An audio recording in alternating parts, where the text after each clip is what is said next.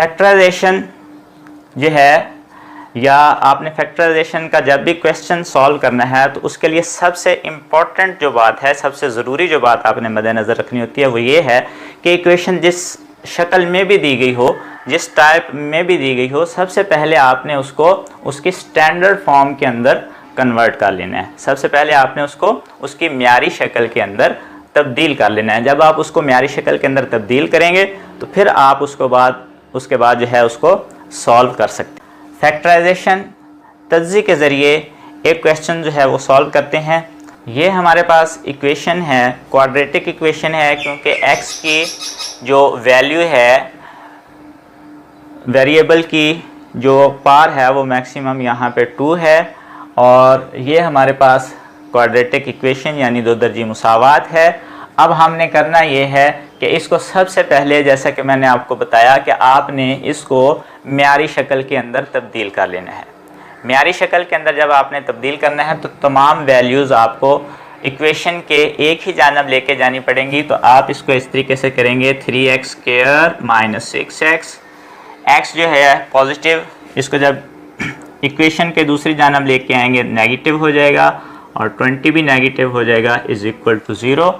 तो अब हमारे पास ये इक्वेशन हासिल हो जाएगी, 3x² - 6x और -x ये मिलके हो जाएगा -7x =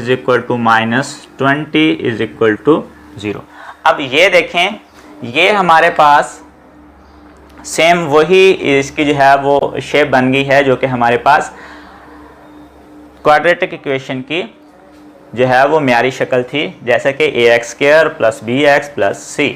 तो अब हमारे पास यहाँ पे हमने यहाँ पे जो है वो फैक्टराइजेशन का अमल करना है, तज्ज़ी का अमल करना है। तो अब हमें ये जो इक्वेशन हासिल हुई है इसको कैसे सॉल्व करते हैं। यहाँ पे हमारे पास 3 वैल्यूज़ जो हैं वो हैं, a जो है ये होती है 3 के इक्वल, b जो है ये है यहाँ पे एक इक्वेशन में -7, और c जो है ये है -20। तो हमने करना ये है सबसे पहले कि इस a को c के साथ मल्टीप्लाई करना है। a को c के साथ मल्टीप्लाई करना है। a को c के साथ मल्टीप्लाई किया, -20/3, तो ये आ गया -60। अब ये जो वैल्यू हमें हासिल होगी, इस तरीके से जो भी वैल्यू हमें हासिल होगी, हमने क्या करना है, इसके फैक्टर्स बनाने हैं कि जो भी वैल्यू बनी है वो किस किस पे जो है वो पूरा तकसीम हो सकती है। हम अगर 60 को देखें तो इसके जो टोटल जो है वो फैक्टर बन सकते हैं, हिस्से बन सकते हैं इसके, ये आप 2/30 कर सकते हैं, 3/20 कर सकते हैं, 4/15 कर सकते हैं, उसके अलावा 5/12 कर सकते हैं, उसके अलावा 6/10 कर सकते हैं। इस तरीके से आप इसके जो हैं वो टोटल फैक्टर्स जो हैं वो बना सकते हैं। अब इन तमाम अज्ज़ाए ज़रबी जो हैं, इसके जो पार्ट्स हैं, इनमें से हमारे काम का है इस क्वेश्चन को सॉल्व करने के मुतल्लिक़ जो है वो एक ही कारआमद है। वो कैसे? क्योंकि आपने देखा कि एक पॉजिटिव वैल्यू है, एक नेगेटिव, तो यहाँ पे भी हमें एक पॉजिटिव और एक नेगेटिव चाहिए होगी, लेकिन उसके साथ साथ वो इक्वेशन ऐसी हो कि जब हम उनको मल्टीप्लाई करें तो -60 ही आंसर दें, तो ये सारे -60 आंसर देंगे एक वैल्यू को जब हम नेगेटिव कर देंगे। लेकिन उसके साथ साथ जब हम उनको ऐड करें या सब्ट्रैक्ट करें दोनों वैल्यूज़ को, तो वो हमारे पास b की वैल्यू के इक्वल भी आना चाहिए। तो दो बातें जहन में रखनी है कि a और c का प्रोडक्ट जो है वो हमारे पास जो आता है उसके आपने अज्ज़ाए ज़रबी बना लेने हैं, और उनमें से वो वाला जो है वो पोर्शन आपका लिए जो है वो सूटेबल है, क्वेश्चन को सॉल्व करने के लिए जो है वो ज़रूरी होगा। जिसको हम ऐड करें या सब्ट्रैक्ट करें तो हमारे पास वो b की वैल्यू भी दे रहा हो।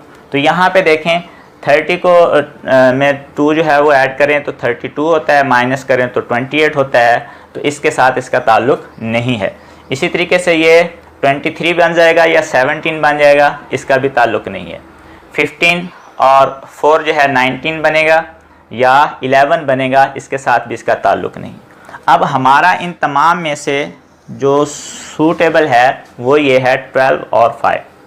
इसके अंदर क्योंकि -7 है तो 12 जो है ये माइनस का हो जाएगा और 5 जो है वो प्लस में रहेगा। अब हम इसके फैक्टराइजेशन में सबसे पहला स्टेप ये आएगा कि हम जो है यहाँ पे हमारे पास 3 वैल्यूज़ थी, 3 से हमने 4 कर दी। 4 कैसे करेंगे, जो हमारे पास b की वैल्यू है उसको डिवाइड करेंगे 2 पोर्शंस के अंदर, और वो कौन से होंगे जो हमने a और c की मल्टीप्लाई करने के बाद उसके अज्ज़ाए ज़रबी में से सिलेक्ट किया था। तो ये हमारे पास आ जाएगा 3x² minus 12x plus 5x minus 20 is equal to 0। तो ये था पहला स्टेप कि जिसमें आपने इस b को 2 हिस्सों में डिवाइड करना था, और वो कैसे करना था ये मैंने आपको पूरा प्रोसीजर जो है उसका बता दिया।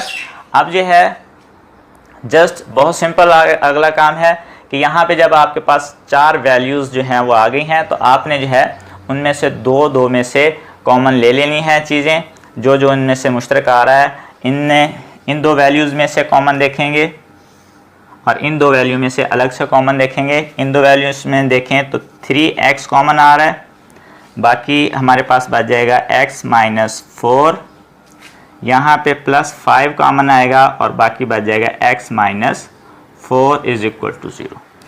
तो ये हमारे पास x माइनस 4 कॉमन आ जाएगा और दूसरी आपके पास वैल्यू बन जाएगी 3x plus 5 is equal to 0। तो ये 2 आपके पास फैक्टर बन गए। अब इन दोनों को अलग अलग 0 के इक्वल पुट करेंगे। x minus 4 is equal to 0 और 3x plus 5 is equal to 0। तो यहाँ से x की वैल्यू आ जाएगी प्लस 4 और यहाँ से ऐसे होगा, पहले माइनस 5 और 3 जो है डिवाइड हो जाएगा -5/3। तो हम इसका जो है वो सोल्यूशन सेट जो है, हल सेट जो है वो लिख सकते हैं कि x की वैल्यू है 4, -5/3। तो ये आ गया इसका आंसर। ये था पहला तरीका जिसे कहते हैं फैक्टराइजेशन।